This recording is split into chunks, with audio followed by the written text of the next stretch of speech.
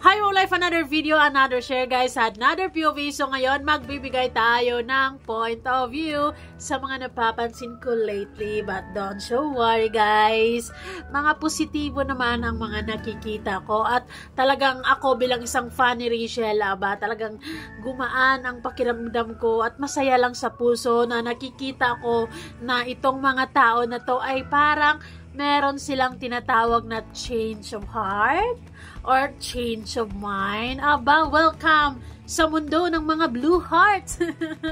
Hindi naman kami hindi naman kayo pipigilan na mararamdaman nyo din ang mga nararamdaman namin. Syempre, 'di ba? I-welcome natin ang mga taong kahit binabash nila si Rachel noon, pero kung mabait na sila kay Rachel ngayon, let's support them. But anyway guys, don't forget to support and subscribe Kuya Val Santos Matubang, Athena Vlogs, Kalingap, Rob Ruel of Malalag, Rachel Morales Vlog, at sa lahat ng Team Kalingap, andyan yung K-Boys, Kalingap Charity Vloggers, and we Kalingap Reactors. Ayun guys, maraming salamat sa suporta at pagmamahal, at sa hindi nyo pag-skip ads. Yun talaga, mabuhay tayong lahat. So ngayon, ito na nga ang napapansin ko lately. Maybe some of you guys, if you are observant or keen observer pagdating sa mga comments ng mga ibang tao, or pagdating sa mga sinasabi nila kay Rachel, if you are just remember, kung na-remember nyo pa ang mga nasasabi nila, lalong-lalo na sa mga through Facebook,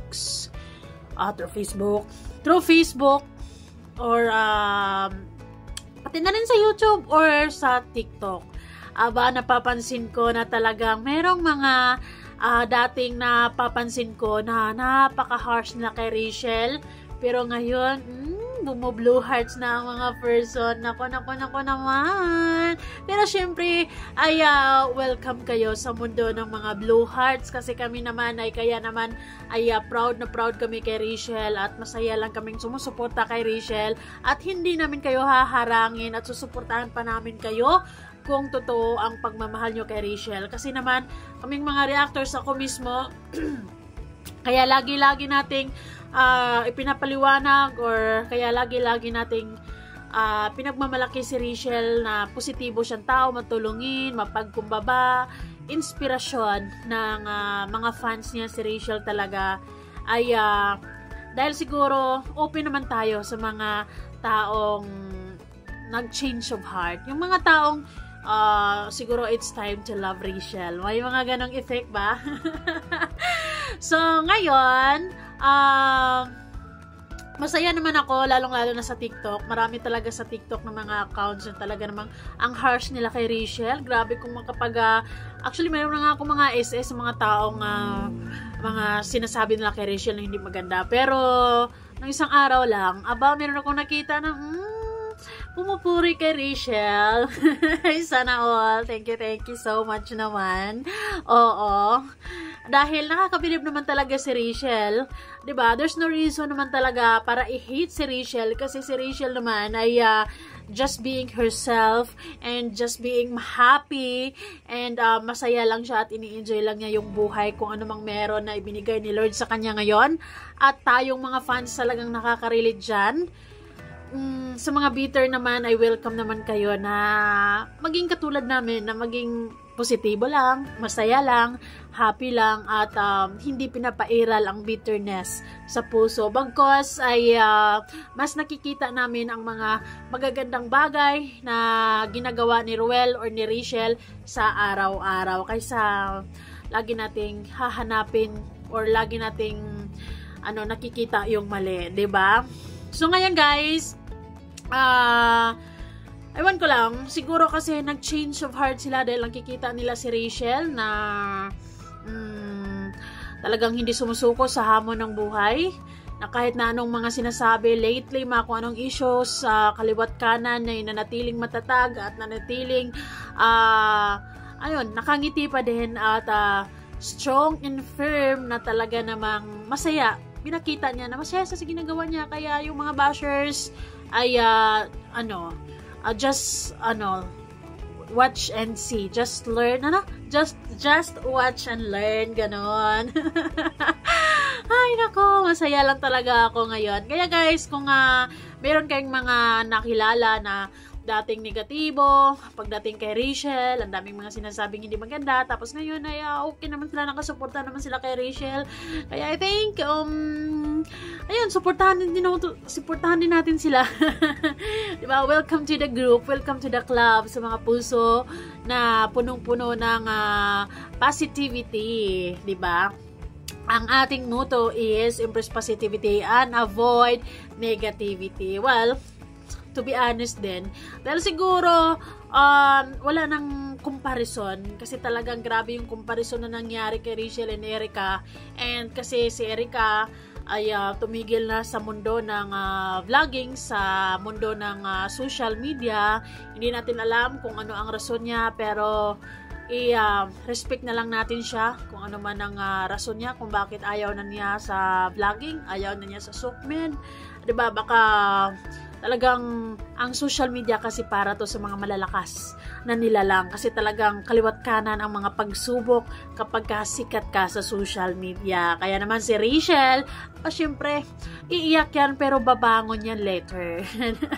Iiyak yan pero hindi ibig sabihin na susuko na, diba? Iiyak yan pero hindi ibig sabihin na hayaan niyang manalo ang mga bashers, or hayaan niyang gi-give up na lang basta-basta dahil sa mga bashers. It's a no.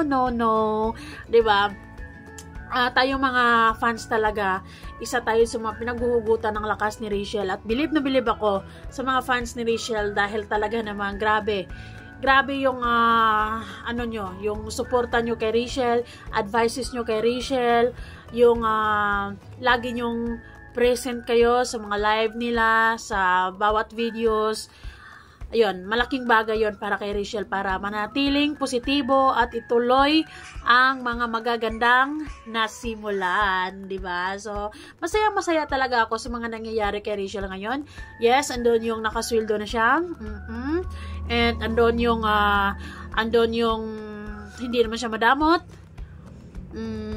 Ayun, talagang meron siyang puso, or deserving talaga siyang mapabilang sa community ng Kalingap, dahil talaga namang yung puso niya ay talaga namang may puso para sa mga mahihirap, puso para sa pagtulong sa mga nangangailangan, and she is very good to it.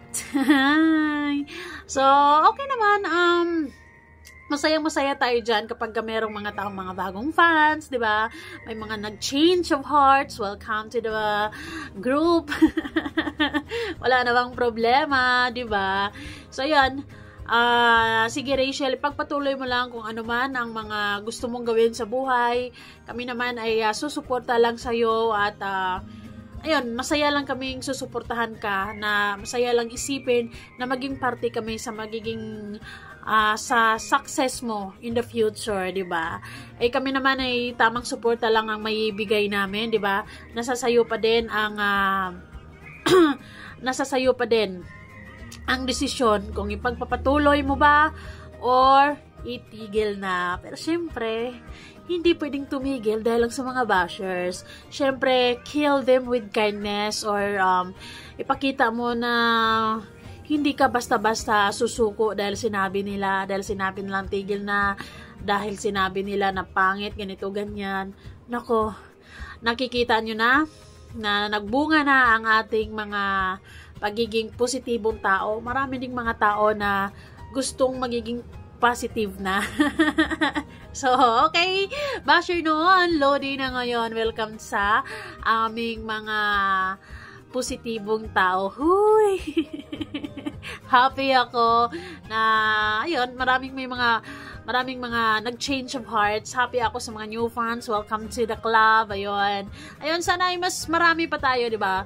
The more, the merrier. Ganon dapat. Rachel, just keep it up and embrace positivity and avoid negativity. We are here to support you, love you, all the way. See you. Ayan guys, maraming salamat, and see you guys on our next video. Bye.